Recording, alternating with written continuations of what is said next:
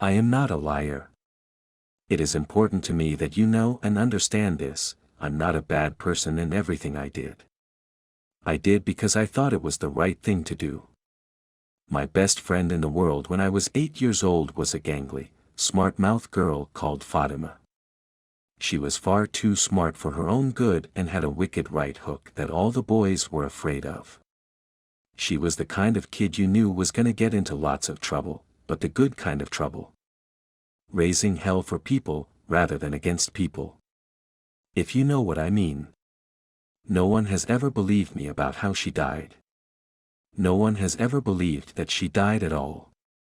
We both lived in a pretty stretchy part of town and everyone just assumed that she had run away. Like she would have abandoned her family like that. We were playing out the back of the rundown train station. A leftover from when people still used to come to our rinky-dink town. It was a very dangerous place for kids to play and we were all told never to play there. So obviously that's what we all did. We were playing hide and seek, the place was perfect for it. Loads of small hidey spaces, and an added free zone of danger, the ever-present risk of broken glass and other sundries.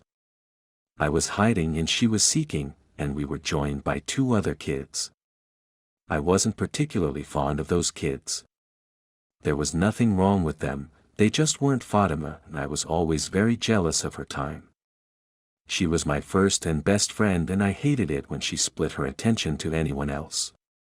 She was very good about making sure that I was involved in games. Even then I was a weird and standoffish person, but I didn't have the benefit of the wealth now. So I was a weirdo rather than being eccentric. The train station was a ramshackle place. Along one side were the slowly disintegrating trains and their cars. I always liked picking over the old advertisements from back in the day. I have never seen a moon pie or Brill cream in real life, but based on the advertisements they're modern miracles. On the other side of the tracks were remnants of all the businesses which relied on the out-of-town foot traffic. Cafes, corner stores, a restaurant, which was at some point wonderful. Over the years the station had become the town's unofficial dump. It was all very discreet, piles of old clothes, kickbacks and other more salacious things were hidden under and inside every dark space. It was a wonderland. I was hidden under a bench in the station master's office. I remember it was winter when it happened. My breath kept fogging up my glasses, and my mum wanted me home before dark so I was worried when no one came to find me. Some of the other kids had ditched me before, but not Fatima. Even if she got bored with the game, she'd always call out and let me know. I was cold, and alone and scared and I didn't like it. And Fatima didn't come. Eventually, I squeezed myself out of that crawl space and looked for her. It was getting dark. There were long shadows snaking their way across the sides of the station. I called out but no one answered. It felt like I was completely alone in the world.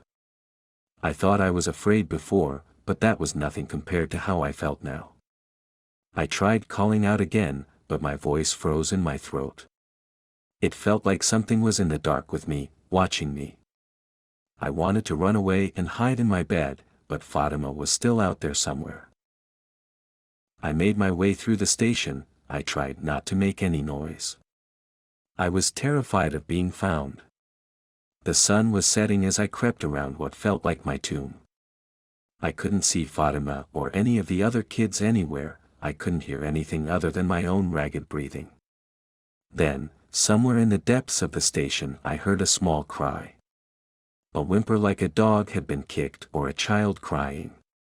I hastened my steps, still trying to be as silent as possible. I couldn't see much at first, just the vague outline of a tall figure dressed in black. Whenever I tell this story people always think I'm making a Slender Man reference, never mind the fact that all of this happened years before the internet. It seemed to take up half of the room. A huge, sinuous creature looming over my best friend. She was crying. I had never seen Fatima cry. Even when her brother died she kept it all together. She was stoic, strong. It felt wrong seeing her cry. It made me so mad that this thing made her cry. I don't know what overcame me, I screamed. I think I startled the thing. It screamed at me.